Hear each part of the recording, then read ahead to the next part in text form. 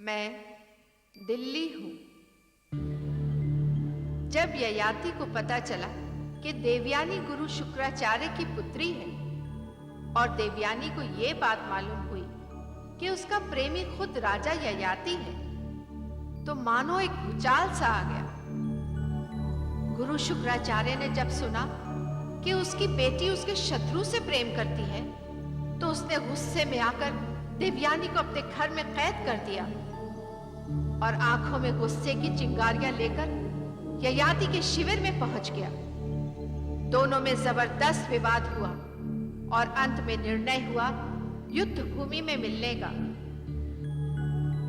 जब शुक्राचार्य अपने घर पहुंचा तो उसने देखा कि देवयानी ने विष खाकर अपने प्राण त्याग दिए।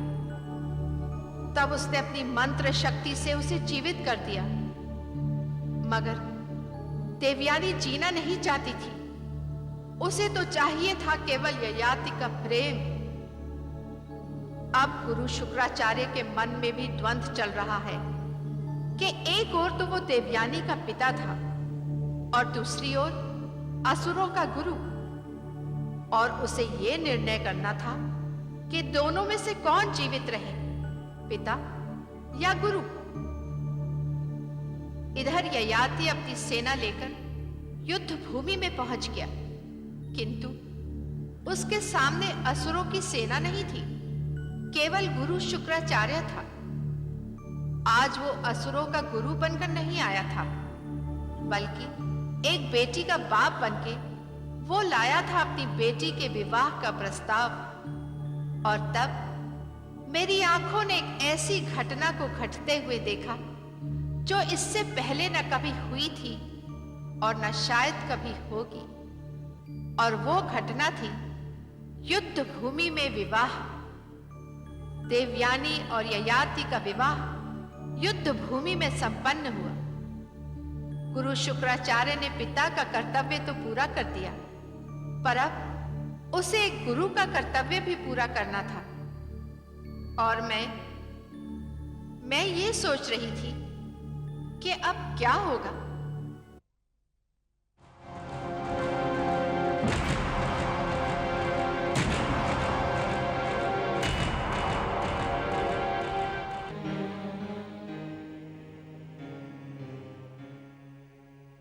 कहां चले गए थे गुरुदेव? हम आपकी राह देख रहे हैं। आर्यों की सेना हम पर आक्रमण करने के लिए चल पड़ी है। वो किसी भी समय यहां पहुंच सकती है गुरुदेव। हम आपके आदेश की प्रतीक्षा कर रहे हैं।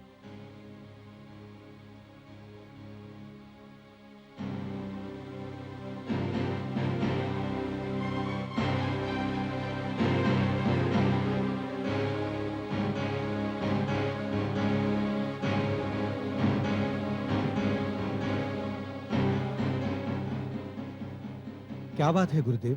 हमें आशीर्वाद दीजिए गुरुदेव। आज मैं तुम्हें आशीर्वाद नहीं दे सकता। आशीर्वाद नहीं दे सकते? किंतु क्यों? इसलिए कि अब युद्ध नहीं होगा। युद्ध नहीं होगा? शत्रु क्षेत्र में आ चुका है हम पर आक्रमण करने के लिए। काल के बादल हमारे सरों पर मंडरा रहे हैं। राजा ययाति हमारा विनाश करने की सौगंध खाकर आया है, और आप कहते हैं कि युद्ध नहीं होगा? यदि आपने आदेश नहीं दिया तो थोड़े ही समय में शत्रु हमें ध्वस्त कर देगा। नहीं, ऐसा नहीं होगा, क्योंकि अब वो हमारा शत्रु नहीं रहा।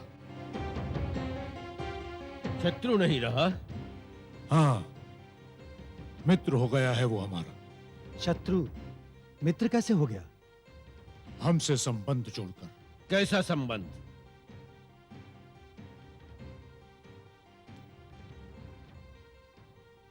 महाराज ययाति ने देवयानी से विवाह कर लिया है। क्या? विवाह कर लिया? और आप इस विवाह के लिए तैयार हो गए? हाँ, ये विवाह मैंने स्वयं करवाया है। इसका अर्थ ये हुआ कि आपने अपने प्राण बचाने के लिए अपनी बेटी को शस्त्र बनाया। तक्षक! सत्य कहा इसने। आपने अपनी बेटी के सुख के लिए हम असुरों और नागवंशियों के जीवन को दांव पर लगा दिया। मैंने असुरों और नागवंशियों के जीवन को दांव पर नहीं लगाया है। मैंने संधि कर ली है महाराज ययाति से कैसी संधि? वे हमसे युद्ध नहीं करेंगे और बदले में बदले में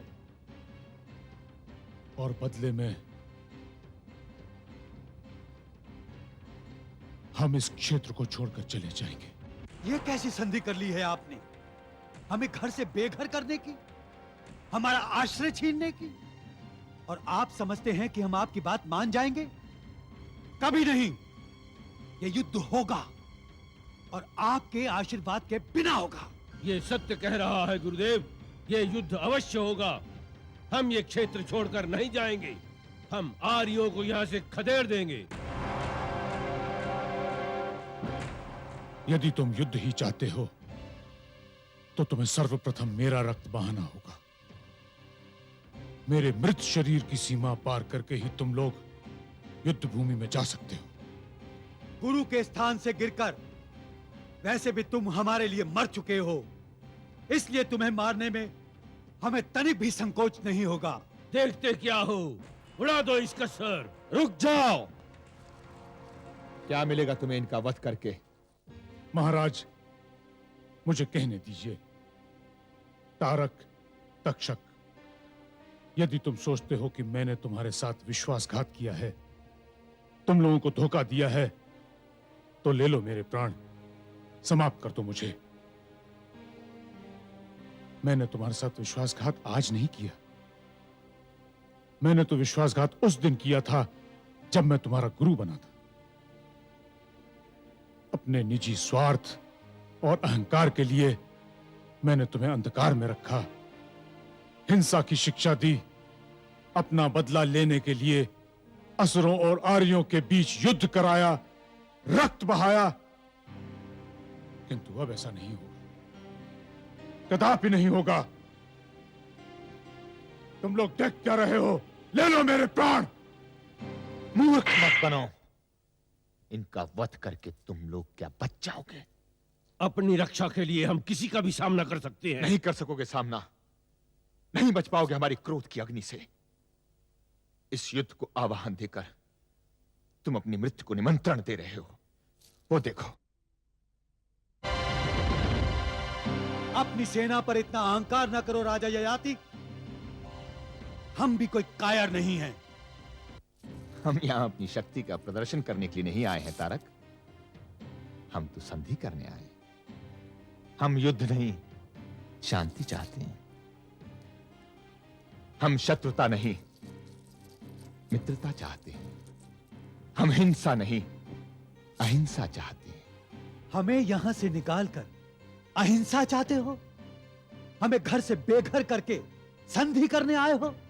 हमसे ये क्षेत्र छुड़वाकर हमसे मित्रता चाहते हो? नहीं, नहीं। असुर और नागवंशी ये क्षेत्र छोड़कर नहीं जाएंगे। ये क्षेत्र छोड़कर हम अपनी सेना के साथ जाएंगे, इस विश्वास के साथ कि अब यहां पर कभी युद्ध नहीं होगा, कोई रक्तपात नहीं होगा, कोई किसी पर शस्त्र नहीं उठाएगा। यहां सभी मिलजुल कर प्रेम और सद्भाव के साथ में रहेंगे।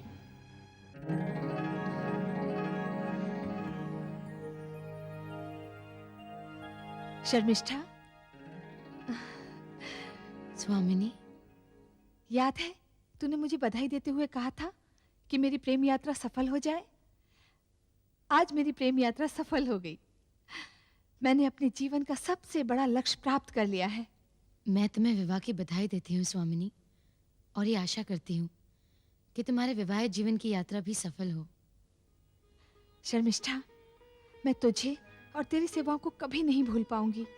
मैंने जो कुछ भी किया वो मेरा कर्तव्य था। ये कर्तव्य तो तुझ पर लाद दिया गया था। नहीं स्वामिनी। हाँ शर्मिष्ठा, मनुष्य तो भाग्य के आगे केवल एक खिलौना होता है, और भाग्य न जाने क्या क्या खेल दिखाता है। मनुष्य भाग्य के आगे कठपुतलियों की भांति नाचता है, और ऐसा ही खेल भाग्य ने तेरे साथ खेला है। स्वामिनी, जो कुछ मेरे भाग्य में लिखा था उसे मैंने हंसकर स्वीकार कर लिया। फिर आप क्यों चिंतित होती हैं? मेरी चिंता तो तेरे साथ होने वाला अन्याय है। अन्याय? हाँ शर्मिष्ठा, और इस अन्याय का कारण केवल मैं हूं। एक छोटी सी भूल का कितना कठिन दंड मिला तुझे। मुझे क्या अधिकार था तुझे अपनी दासी बनाने का? आपने तो केवल मुझे अपनी भूल का दंड दिया है। और अब मैं उसका प्रायश्चित करना चाहती हूँ। प्रायश्चित? हाँ, विवाह के इस शुभ अवसर पर मैं आज तुझे एक उपहार देना चाहती हूँ शर्मिष्ठा। ये तो दासी का सौभाग्य है। आप मुझे क्या उपहार देना चाहती हैं? तुम्हारी मुक्ति का उपहार। मेरी मुक्ति का उपहार? हाँ शर्मिष्ठा, आज मैं तुझे दास्ता के बंधन से मुक्त करती हूँ। किंतु शर्मिष्ठा, आज से तू मेरी दासी नहीं, आज से तू स्वतंत्र है। स्वामिनी, नहीं चाहिए मुझे ये स्वतंत्रता, नहीं चाहिए ये मुक्ति। इतने दिन आपकी सेवा करते करते ये दास्ता मेरे रक्त में बस गई है। ये पंछी ये पिंजरा छोड़कर और कहीं नहीं जा सकता। और तुझे कहीं जाने की आवश्यकता भी नहीं है। मैंने एक बंधन तोड़ा है, दूसरा तो नहीं। दूसरा बंधन? हाँ शर्मिष्ठा, आज से तू मेरी सखी है, मेरी सहेली। आज के पश्चात पिताश्री के पास तू मेरे स्थान पर रहेगी। आपके स्थान पर? हाँ, और मेरे जाने के पश्चात पिताश्री को यह आभास कभी न होने देना कि उनकी बेटी उन्हें छोड़कर चली गई। किंतु ये कैसे संभव हो सकता है? ये संभव है। पिताश्री तुझे भी उतना ही प्रेम करते हैं जितना कि वो मुझसे करते हैं। और मैं चाहती हूँ शर्मिष्ठा कि मेरी भांति तू भी अपने लिए एक जीवन साथी चुन ले, जो तुझे वो सारे सुख दे जो एक नारी का अधिकार है। स्वामिनी। स्वामिनी नहीं, अब मुझे देवयानी कहकर बुला।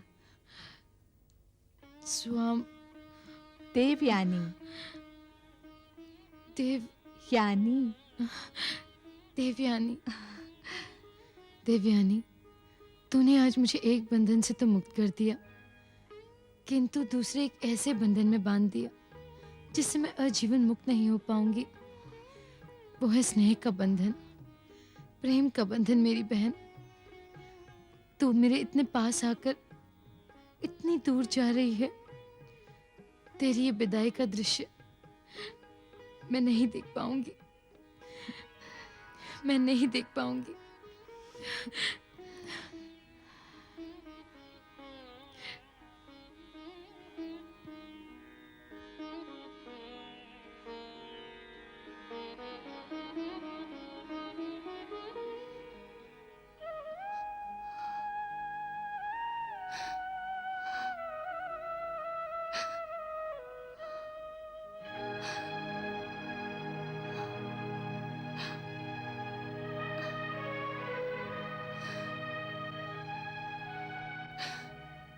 पिताश्री, ये क्या? इंद्र के वज्र से भी कठोर हृदय रखने वाले आपकी आंखों में आंसू। बेटी, जिसे प्रकृति ने कन्या रत्न प्रदान किया है,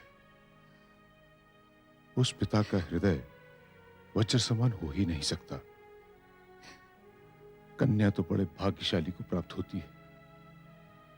कन्या सृष्टि है, कन्या शक्ति है। पुत्र तो केवल एक परिवार के लिए जन्म लेता है, किंतु कन्या तो पिता एवं पति दोनों परिवारों के लिए जन्म लेती है। अखंड सौभाग्यवती भव।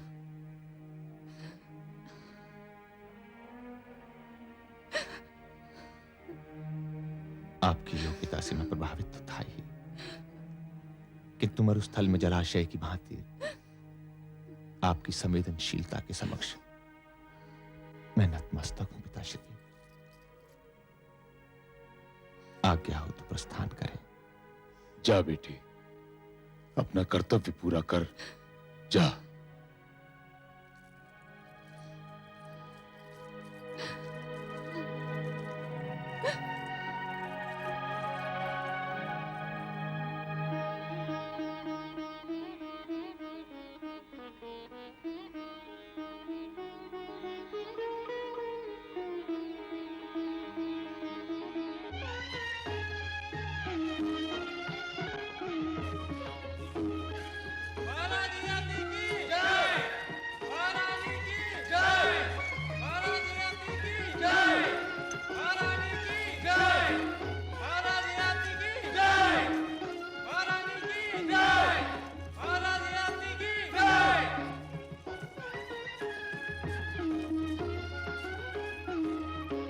प्रणाम गुरुवर। आयुष्मान भव। महाराज ययाति और महारानी देवयानी को विवाह की बधाई हो। महारानी, आचार्य चित्रसेन कौशाम्बी राज्य के महामंत्री भी हैं और धर्माधिकारी भी। मैंने धर्म और नीति की शिक्षा इन्हीं से ग्रहण की है। मेरे लिए ये उतने ही आदरणीय है जितने मेरे स्वर्गीय पिताश्री नहुष महाराज थे। आप इनके चरण स्पर्श करें। प्रणाम आचार्यवर। आयुष्मान भव।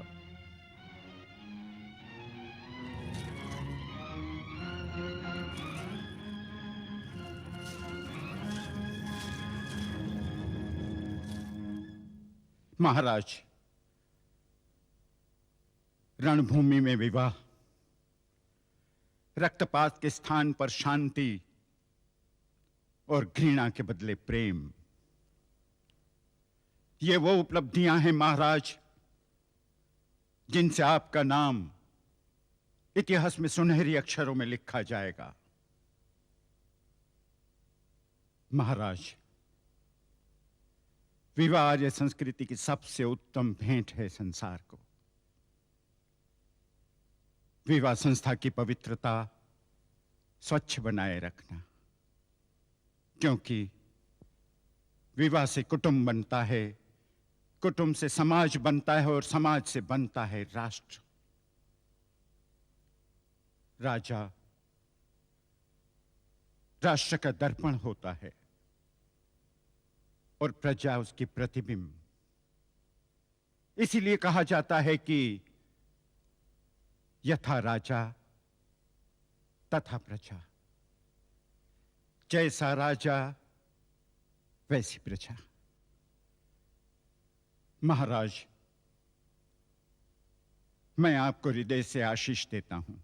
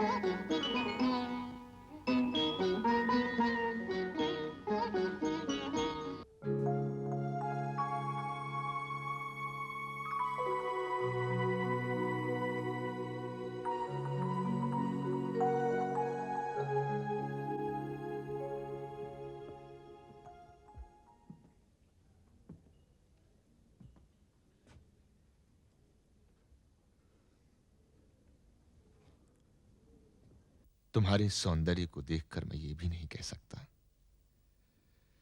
कि चंद्रमा आकाश से उतरकर धरती पर आ गया है, क्योंकि तुम्हारे रूप से लज्जित होकर चंद्रमा तो स्वयं बादलों की ओट में जा छिपा है।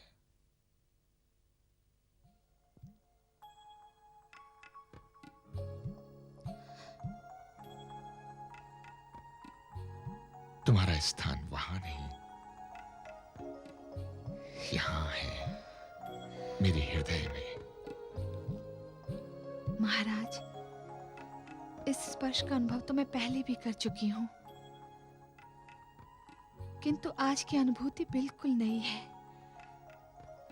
ऐसा क्यों महाराज? पहले हम प्रेमी प्रेमिका थे, वो प्रणय था, ये परिणय। तब हमारे मिलन में उत्तेजना थी, उन्माद था। आज हम पति पत्नी हैं। आज के मिलन में पवित्रता है, अनुराग है, समर्पण है।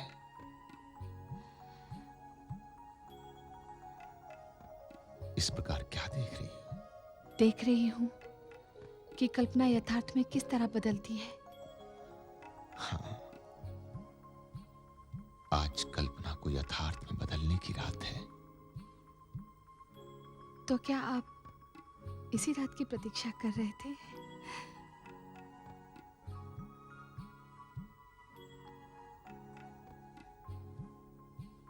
इस प्रथम रात्रि की प्रतीक्षा केवल मैंने ही नहीं, आदि से हर हृदय ने की है और सदैव करता रहेगा। ये वो रात्रि है जिसमें सौंदर्य के समस्त छिपे हुए रहस्यों के घूंघट अपने आप खुल जाते हैं। ये वो रात्रि है जिसमें भटकती हुई इच्छाएं एक जगह केंद्रित होकर समर्पण के लिए अपना प्रथम पग बढ़ाती हैं। ये वो रात्रि है प्रिय, जिसकी कल्पना में आकाश भी धरती पे उतरकर अपना अस्तित्व खो देना चाहता है। ये वो रात्रि है जिसका वर्णन करते करते लेखनी ने स्याही के सागर सुखा दिए, किंतु वर्णन न कर सके। ये वो रात्रि है जिसकी लंबी आयु के लिए कवि प्रार्थनाएं करते करते नहीं थकते। ये वो रात्रि है जिसको प्रकृति बनाकर आश्चर्यचकित है। ये वो रात्रि है जिसमें सौंदर्य और प्रेम का मिलन अपनी चरम सीमाओं को छू लेता है। ये वो रात्रि है जिसमें उजाला अभिशाप है और अंधियारा वरदान। आओ प्रिय,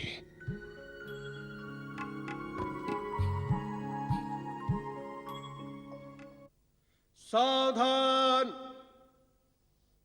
चंद्र कुलभूषण, महाप्रतापी, न्याय प्रिय, रिपुदमन, महाराज ययाति, महारानी देवयानी सहित पधार रहे हैं।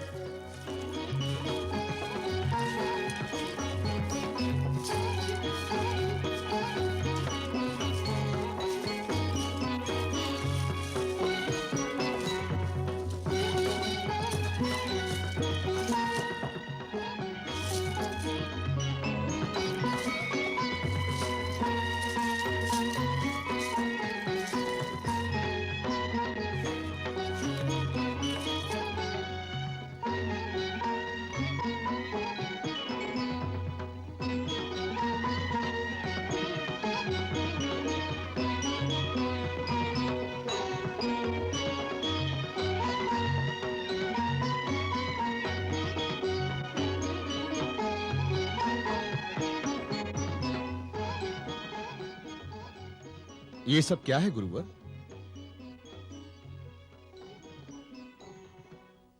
महाराज, आप स्वयं देख लें।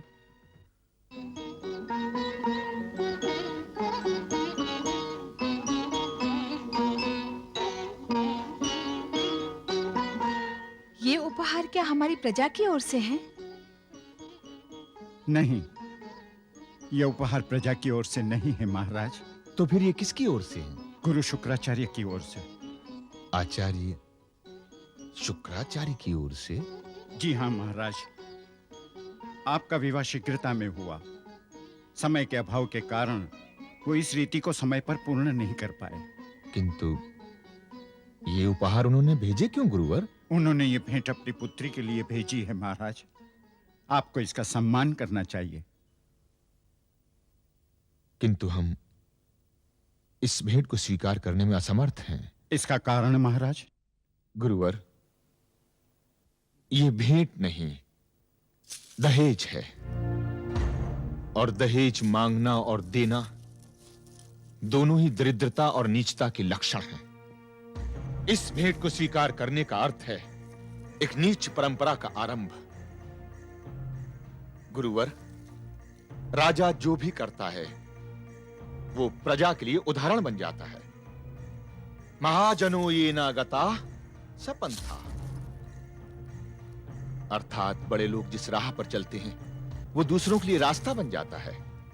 बंद कर दीजिए इस रास्ते को और इस भेंट को सम्मान पूर्वक लौटा दीजिए। ठहरो। आचार्यवर, पिताश्री,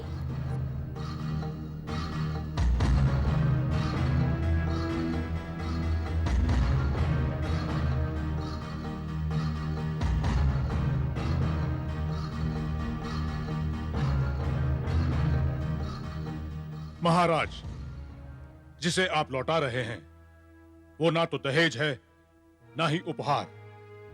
ये तो मेरी पुत्री का अधिकार है। मैं भी जानता हूं कि दहेज मांगना और दहेज देना दोनों ही निष्ठापूर्ण कार्य हैं। यदि आपने भी मुझसे दहेज मांगा होता तो मैं आपको देवयानी कभी न देता। ये दहेज नहीं है महाराज, ये तो मेरी संपत्ति है। संपत्ति? हाँ महाराज, पिता की संपत्ति पर संतान का अधिकार होता है। देवयानी मेरी संतान है, मेरी संपत्ति पर उसका अधिकार है और यह अधिकार उसे देना एक पिता का उत्तरदायित्व है। मुझे मेरे कर्तव्य से और मेरी पुत्री को उसके अधिकार से आप वंचित नहीं कर सकते। इस संपत्ति पर केवल मेरी पुत्री का अधिकार है जो मैं उसे देने आया हूं। और यदि यह बात विवाद का विषय बन चुकी है तो इसका निर्णय धर्माधिकारी करेंगे। महाराज, गुरु शुक्राचार्य ये सत्य कहते हैं। पिता की संपत्ति पर नियमानुसार संतान का अधिकार होता है। और महाराज, क्या पुत्री संतान नहीं होती? यदि होती है तो ये नियम उसके लिए भी लागू होते हैं। नियमों का पालन करना हर एक का कर्तव्य है, चाहे वो राजा ही क्यों न हो।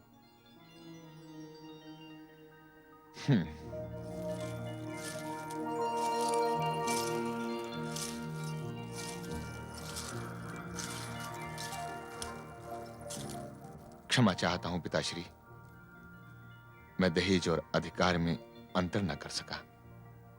किंतु महाराज, आपने दहेज का तिरस्कार करके वो महान कार्य किया है कि मुझे आप जैसे जामाता के ससुर होने पर गर्व है।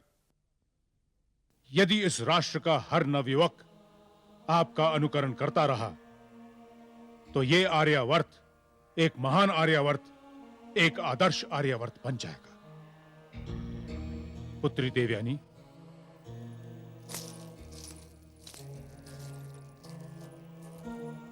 पिताश्री, आपकी आज्ञा श्रोधार्य है। धन्य हो पुत्री, तूने मुझे एक बहुत बड़े उत्तरदायित्व से मुक्त कर दिया है। अब मैं चलता हूं।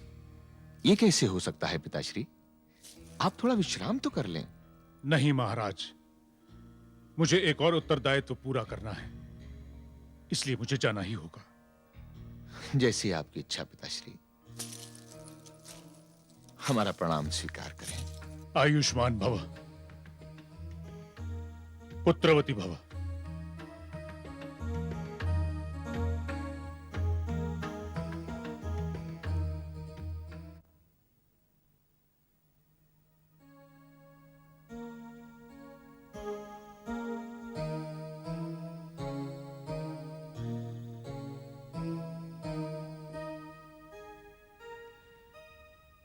स्वामिनी, गुरुदेव आ रहे हैं।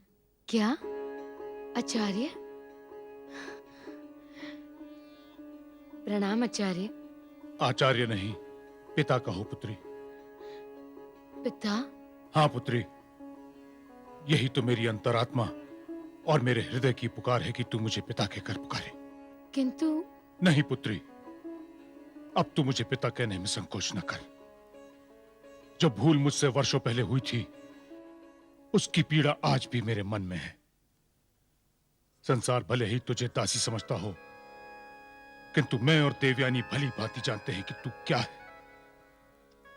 वो तो एक क्षण था जिसने तेरे पैरों में दास्ता की बेड़ियां डाल दी। उस क्षण यदि मैं मोहग्रस्त ना हुआ होता और देवयानी को उसकी मनमानी ना करने देता तो आज तेरे भाग्य का निर्णय हम न करते, बल्कि हजारों भाग्यों का निर्णय तू करती।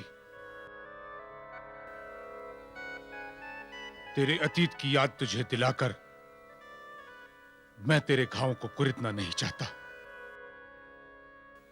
मैं तो बस उस दोष से मुक्ति पाना चाहता हूं बेटी, जो देवयानी के कारण मुझसे हुआ था। और यह तभी संभव है जब तू मुझे पिता के घर पुकारे, वरना मेरी अंतरात्मा ना तो मुझे चैन से जीने देगी, ना तो मुझे चैन से मरने देगी। बस एक बार पुत्री मुझे पिता के घर पुकार।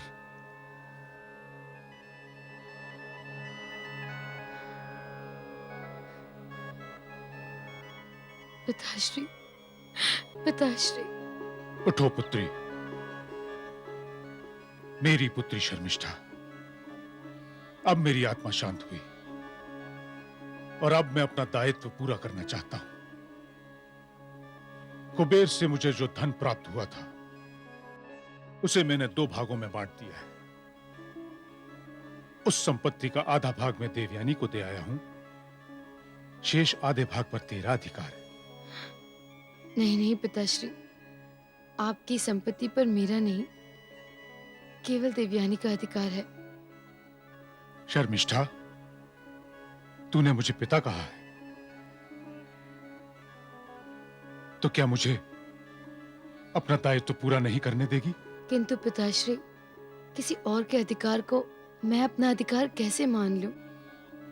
सच पूछा जाए तो इस संपत्ति पर देवयानी से अधिक तेरा अधिकार है। हमारे कारण क्या क्या नहीं खोया तूने।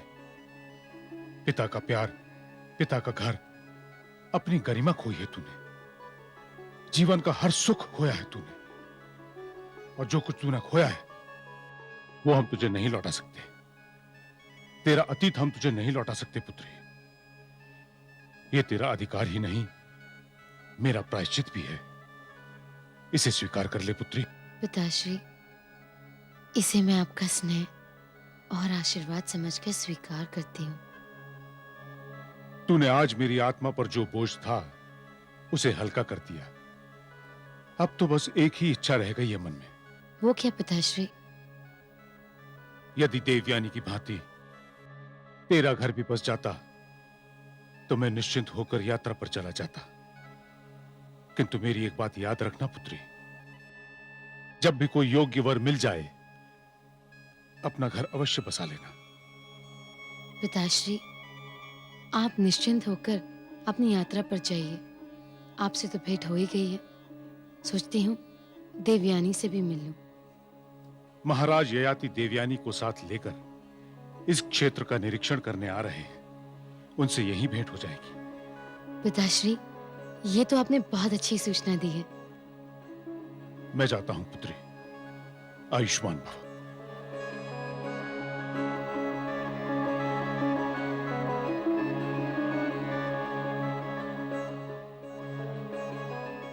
शंबर, ये तो बहुत अच्छी सूचना लाए हो कि राजा ययाति इस क्षेत्र का निरीक्षण करने के लिए यहां आ रहे हैं। इस बार हम चूकेंगे नहीं और इस अपमान और पराजय का प्रतिशोध लेंगे, जिसने हम असुरों को विनाश के कगार पर लाकर खड़ा कर दिया है। तो क्या हम वो संधि तोड़ देंगे? शंभर, वो संधि आर्य और असुरों के बीच में नहीं हुई थी।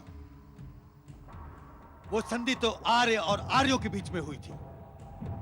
वो संधि नहीं थी, वो असुरों के विरुद्ध एक षड्यंत्र था राजा ययाति का, जिसने हमसे हमारा घर बार छीन लिया, हमारी शक्ति छीन ली, हमारा आत्मसम्मान छीन लिया।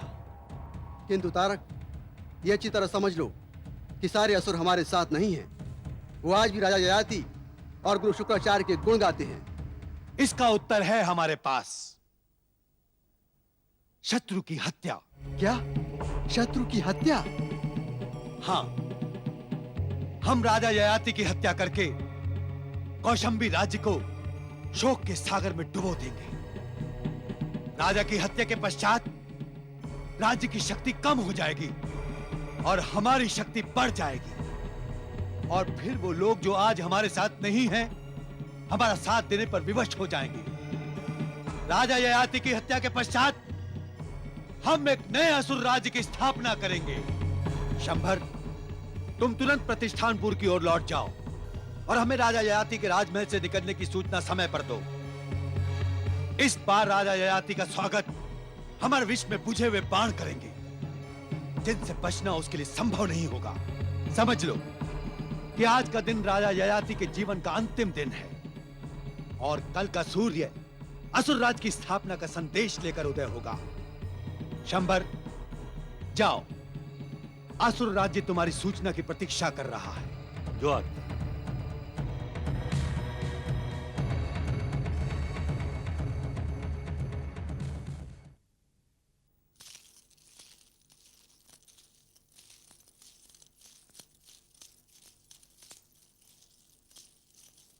प्रणाम महाराज। प्रणाम आर्या माधवी। आप यहाँ? मेरे यहाँ आने से आपत्ति है आपको? आपत्ति नहीं, मैं तो फिर आश्चर्य होगा। आश्चर्य? आश्चर्य भी नहीं। तो फिर क्या है? आर्या माधवी, आपके यहाँ आने से कई शंकाएं जन्म ले रही हैं मन में। किंतु महाराज, जब भी मैं इस राजमहल में आई हूँ, शुभ समाचार ही लेकर आई हूँ। शुभ समाचार? आज से कई वर्ष पूर्व जब मैं प्रथम बार इस राजमहल में आई थी, आपकी माताश्री के कक्ष से मुझे निकलते हुए देख के स्वर्गीय महाराज नहुष ने भी मुझसे इसी तरह का प्रश्न किया था। तब आपने क्या उत्तर दिया था आर्या माधवी? आपके जन्म होने का शुभ समाचार दिया था मैंने उन्हें। तो इसका अर्थ है? इसका अर्थ आज भी शुभ समाचार है। चंद्रवंश के आकाश से एक नए सूर्य का उदय होने वाला है। आप समझ गए ना महाराज? समझ गया। नहीं आर्या माधवी, हमारी समझ में कुछ नहीं आया। महारानी देवयानी कौशंबी राज्य सिंहासन के उत्तराधिकारी की माता बनने वाली हैं। अर्थात वो चंद्रमा समान पुत्र को जन्म देने वाली हैं। पुत्र? हाँ महाराज, आपके जन्म लेने से पहले मैंने ही भविष्यवाणी की थी, जो सत्य हुई। और मेरा विश्वास है मेरी ये भविष्यवाणी भी सत्य ही निकलेगी। आर्या माधवी, आप महान हैं। हमें आशीर्वाद दीजिए। सुखी रहो। हम महारानी से मिल सकते हैं? अवश्य। उनका स्वास्थ्य बिल्कुल ठीक है, किंतु थोड़ी सावधानी बरतनी होगी। हाँ, अवश्य। किंतु कैसी सावधानी आर्या? मुझे महारानी देवयानी से पता चला है कि आप अपने साथ उन्हें क्षेत्र निरीक्षण के लिए ले जाने वाले हैं। हाँ, ये तो सत्य है। किंतु अब वो नहीं जा सकती। इस अवस्था में उन्हें विश्राम करना चाहिए। बाहर जाना उनके स्वास्थ्य के लिए ठीक नहीं है। आप जैसा कहें आर्या, हम वैसा ही करेंगे। किंतु आपसे निवेदन है, आप इनके स्वास्थ्य का पूरा ध्यान रखें। मेरा कर्तव्य मुझे अपने प्राणों से भी अधिक प्यारा है। ये तो आपका बड़प्पन है। बड़प्पन नहीं, सिर्फ कर्तव्य। अब मुझे आज्ञा दीजिए।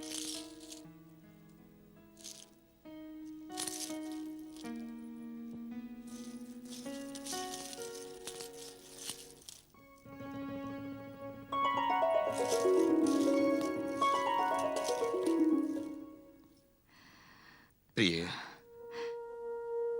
आपने हम पर बड़ा अन्याय किया है। कैसा अन्याय महाराज?